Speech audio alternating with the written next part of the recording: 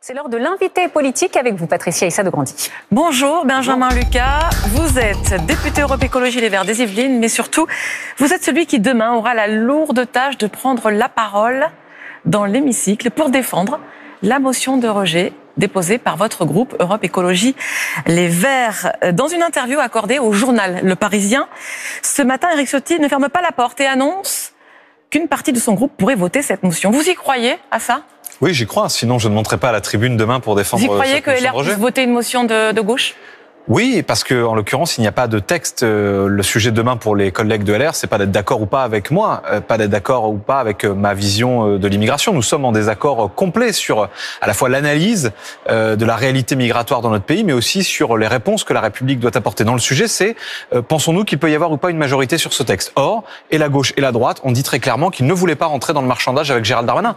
Ça fait plus d'un an qu'il essaye. Donc maintenant, il s'agit pour la majorité des parlementaires, des représentants de la nation que nous sommes, de prendre acte de l'échec du gouvernement dans sa tentative de en même temps. C'est pas un peu, comme dirait Gérald Darmanin, la coalition de la carpe et du lapin ? Non, parce que le sujet, ce n'est pas de nous mettre d'accord sur un projet sur l'immigration.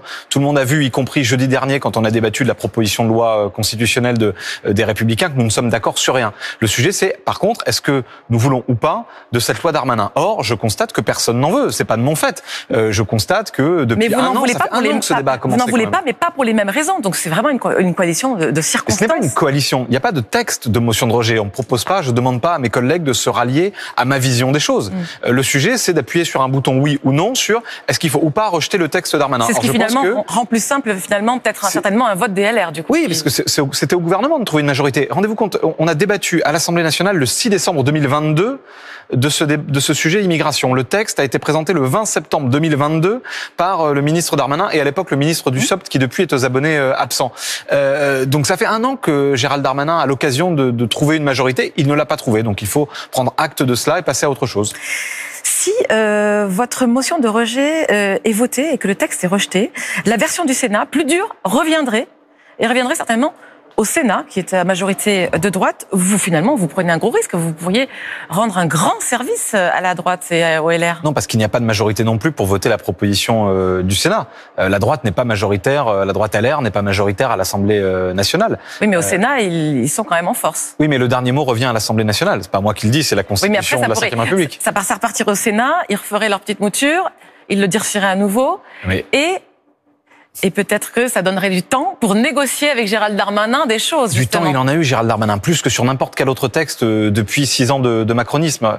Ça fait plus d'un an que ce débat est en chantier. Ça fait plus d'un an que ce texte est sur le métier. Et en un an, le ministre a usé de tous les procédés. La tentative de marchandage avec LR. Là, on a ces derniers jours des tweets qui mettent la pression sur les parlementaires, des communiqués de presse, des préfectures utilisés pour mettre la pression aux parlementaires dans chaque département. Tout ça ne fonctionne pas. Donc c'est l'impasse.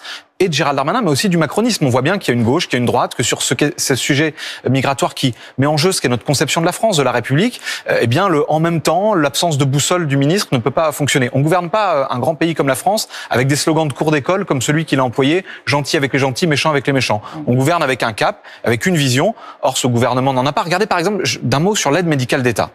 Au Sénat, le gouvernement a donné son avis de sagesse. Ça veut dire quoi? Ça veut dire qu'il a donné un blanc-seing pour que la droite sénatoriale supprime l'aide médicale d'État. Et en commission des lois à l'Assemblée nationale, dans laquelle je siège, la majorité macroniste a rétabli l'aide médicale d'État. Quelle est leur ligne? C'est quand même pas un petit sujet, l'aide médicale d'État. C'est un sujet de santé publique, c'est un sujet d'humanité première, c'est un sujet important, majeur dans ce débat. Or, le gouvernement n'a pas de doctrine, n'a pas de ligne, n'a aucune conviction sur ce sujet. On peut pas gouverner la France sans conviction. Le texte est quand même beaucoup plus assoupli. L'aide médicale d'État est revenue.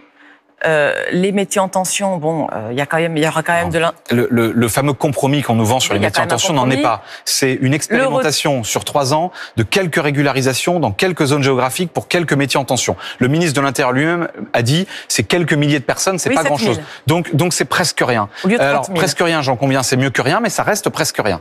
De la même façon, le gouvernement a validé les quotas. L'article 1er de ce texte, c'est-à-dire l'idée qu'on peut justifier la théorie de la submersion migratoire qui n'est justifiée par rien. L'essentiel des migrations dans le monde se fait entre pays du Sud. Il n'y a pas de risque de submersion migratoire. De même que quand on nous vend un prétendu appel d'air, il n'y a rien qui atteste nulle part dans aucune histoire d'aucun pays qu'une politique inclusive crée de l'appel d'air. Une réforme de l'immigration, faire un texte pour réglementer un peu plus l'immigration en France. Il y a une demande des Français. On en a fait 30 ces 40 dernières années, madame. Ça fait 40 ans qu'on a fait 30 lois sur l'immigration. Des lois toujours animées par la même analyse qui est que nous serions sous la menace d'une submersion migratoire, encore une fois, dont je le dis, que rien ne justifie. Le seul bilan de ces lois, c'est plus d'argent dans la poche des passeurs parce que le tarif des passeurs est indexé sur les difficultés à passer nos frontières et c'est plus de cadavres qui flottent dans la Méditerranée ou qui gèlent dans les Alpes. Donc il est temps qu'on sorte de cette logique mortifère. Moi, je pense oui qu'il y a des choses à faire pour l'inclusion et pour les questions migratoires. Il faut un service public de l'inclusion, qu'on aide chacune et chacun à apprendre correctement le français, à se loger dignement, à être soigné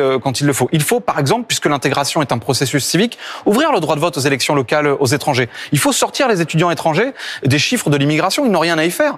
L'essentiel repartent dans leur pays, ils réussissent plus que les autres et ils rapportent 1,35 milliard d'euros à notre économie. Vous voyez des exemples concrets de choses qu'on peut faire qui ne sont pas dans cette logique finalement d'une droite radicalisée qui s'aligne sur l'extrême droite. Rendez-vous demain à 16h à l'Assemblée pour vous entendre justement défendre cette motion de rejet du texte de la loi immigration.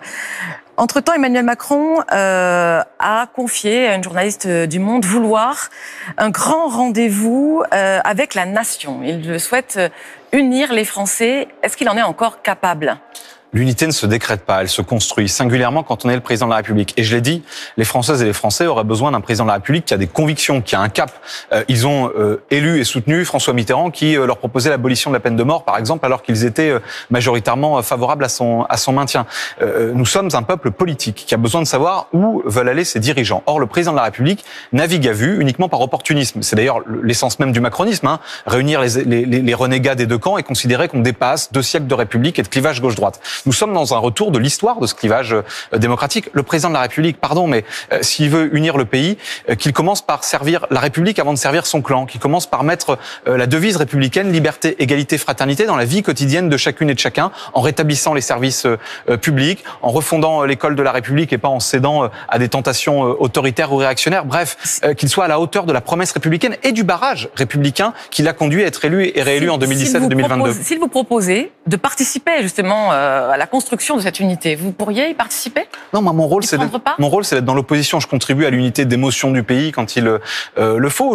Nous pouvons nous rassembler sur un certain nombre de propositions. Le pays n'a pas justement besoin de ça, d'un moment donné, une unité nationale forte ? Le pays a besoin de démocratie. La démocratie, c'est être capable d'assumer des désaccords dans le respect les uns des autres. La question n'est pas l'unité pour l'unité, c'est vers où nous voulons aller ensemble. Moi, je crois qu'aujourd'hui, notre devise républicaine, liberté, égalité, fraternité, est maltraitée par 6 ans de macronisme qui a affaibli les services publics, qui a affaibli les solidarités, qui a abîmé le lien de confiance entre nos concitoyens et leurs représentants. La preuve, c'est que jamais l'extrême droite n'a été aussi forte dans les sondages. C'est ça qui m'obsède et me préoccupe aujourd'hui. Alors justement, le gouvernement répond aux émeutes. 6 mois après les émeutes, Aurore Bergé annonce des mesures et pointe l'autorité parentale. Sa réponse, les parents dits défaillants seront contraints à des travaux d'intérêt général. Ils devront également payer les réparations si leur enfant dégrade un bien. C'est la bonne réponse ou bien c'est une vision trop répressive ? Ça suffit, le paternalisme et le mépris pour les quartiers populaires. Enfin, que la République tienne ses promesses. Que liberté, égalité, fraternité qui sont inscrits au fronton de nos mairies, y compris dans ces quartiers populaires, veuillent dire quelque chose dans la vie quotidienne de chaque jeune. Sur les discriminations, sur les contrôles discriminatoires, sur le logement, sur les services publics, sur la santé. C'est d'abord à la République de tenir ses promesses avant de chercher des boucs émissaires faciles. C'est pas simple d'élever ces gamins. Et tout le monde devrait le savoir. Et c'est encore moins simple quand on est soumis à la précarité, à la misère, à l'injustice des discriminations, du mal logement, etc., etc. Donc là encore, c'est une forme de diversion qui est vraiment scandaleuse. Mais il y a une vraie demande des Français quand même pour rétablir l'autorité parentale. Les Français demandent à plus de 80% le retour de l'autorité. Il y a une demande des Français pour la justice, pour la dignité, pour le respect qui doit être dû à nos concitoyennes et à nos concitoyens. Il n'y a pas un parent qui veut que son gamin se comporte mal. Il n'y a pas un parent qui veut que ses enfants soient dans un tel niveau de désespérance qu'ils en viennent à la violence. Pas un. S'en prendre aux parents, c'est pas la bonne réponse ? Non, c'est pas du tout la bonne réponse. C'est à l'État maintenant d'assumer ses responsabilités et d'accompagner nos quartiers populaires. Merci Benjamin Lucas d'avoir accepté notre invitation. Je vous dis donc à demain. Allez dans l'hémicycle, vous allez tenir votre discours pour tenter de faire rejeter la loi immigration. Merci Patricia Issa de Grandy, merci Benjamin Lucas d'avoir été avec nous sur France Info ce matin.